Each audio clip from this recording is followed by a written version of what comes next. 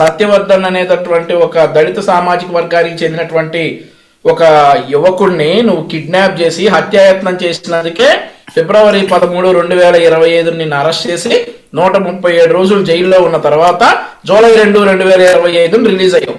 అయితే దానికంటే ముందు ఇంకొక భౌతిక దాడి చేశాడు జూన్ 7వ తారీఖు 2024 సునీల్ అనేటటువంటి ఒక వ్యక్తిపై మారణాయుధాలతో దాడి చేస్తే అది ఎఫ్ఐఆర్ అయింది. కోర్టులో లంచ్ మోషన్ పిటిషన్ వేసి ఇమీడియట్ గా దీన్ని అరెస్ట్ చేసే అవకాశం ఉంది. కోర్టు దీన్ని అర్జెంట్ గా ఈ కేసు తీసుకుని నాకు బెయిల్ ఇప్పించాలని చెప్పి హైకోర్టుకి వెళ్తే హైకోర్టు తిరస్కరించారు. హైకోర్టులో కాదు, ఇది రెగ్యులర్ బెయిల్ పిటిషన్ వేసుకోండి, దీని అంత ఎమర్జెన్సీగా చూడాల్సినటువంటి అవసరం లేదు అని చెప్పిన తర్వాత అప్పటి వరకు ఎన్ని కేసులైనా ఎదుర్కొంటాను, ఏదైనా చేస్తాను అన్నటువంటి గన్నవరం నియోజకవర్గ మాజీ శాసనసభ్యుల వారి ఫోను స్విచ్ ఆఫ్ అయిందంట. ఇక రిమైనింగ్ పార్ట్ అంతా కూడా పోలీసులు చూసుకుంటారు. ఒక కేసులో ముద్దాయి అతని కోసం గాలిస్తా ఉన్నారు. దొరుకుతాడు, దొరికిన రోజు మళ్ళీ చట్టానికి తీసుకొస్తారు, చట్టప్రకారం శిక్షిస్తారు. ఇందులో మా పాత్ర ఏం లేదు, మేము ఎక్కడా కూడా ఇన్వాల్వ్ అవ్వము. చట్టం స్విచ్ ఆఫ్ చేసుకుని అండర్ గ్రౌండ్ కి వెళ్లాల్సినంత అవసరం ఏముంది? ఆయన ఆల్రెడీ జైలుకి వెళ్ళారు, బెయిల్ మీదే ఉన్నారు కదా. అంటే ఆయనకి ఏమైనా థ్రెట్ ఉంది అని భయపడుతున్నారా సార్? ఇప్పుడు ఆయన థ్రెట్ ఉందని ఆయన భయపడటానికి ఇది వైఎస్ఆర్ కాంగ్రెస్ పార్టీ ప్రభుత్వం కాదు. ది సేఫర్ సేఫెస్ట్ ఆంధ్రప్రదేశ్ కోసం పాటుపడుతున్నటువంటి కూటమి ప్రభుత్వం.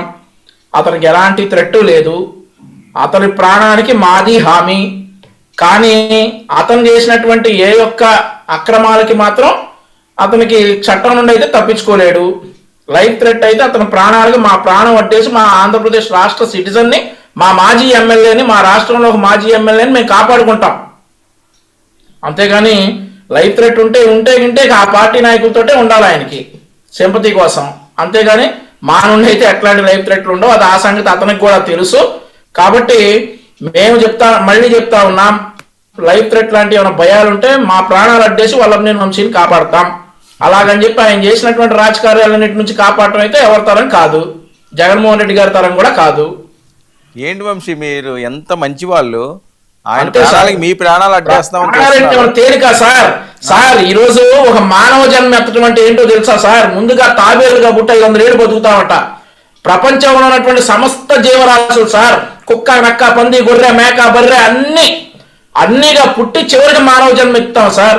అంత మహత్తరమైన మానవ జన్మ సార్. ఒక గొడ్డలు పొడితే ఎలా సార్ చంపేస్తారు? మనుషులను చంపేయడం అంటే ఈజీయా?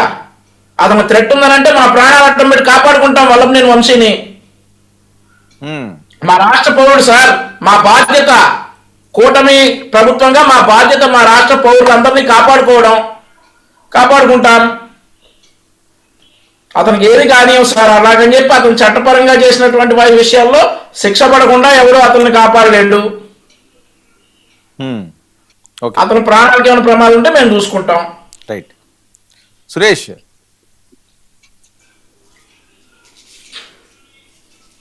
ఒక్క నిమిషం, వాళ్ళ వెర్షన్ కూడా తీసుకున్నాక మీరు మొత్తం అందరికీ రిప్లై ఇద్దరిగాలండి. రామ్ కుమార్ గారు నమస్తే అండి. ఏంటి రామ్ కుమార్ గారు, వంశీ గారు ఎక్కడికి వెళ్ళిపోయారండి? ఆయనకి ఏం థ్రెట్ ఉందా? ఆయన ప్రాణాలకి ఏమని వీళ్ళు ప్రాణాలు అడ్డేస్తారంటారు టీడీపీ నాయకులు. వీళ్ళే ఏదన్నా ఇబ్బంది పెడతారేమో, ఎందుకులే మళ్ళీ అరెస్టులు అవుతాయేమో, ఏమవుతాయో ప్రభుత్వం వాళ్ళ మీద ఉన్నారని ఆ భయంతో ఆయన వెళ్ళిపోయారని చెప్పి వాళ్ళ ఫాలోవర్స్ అంటారు.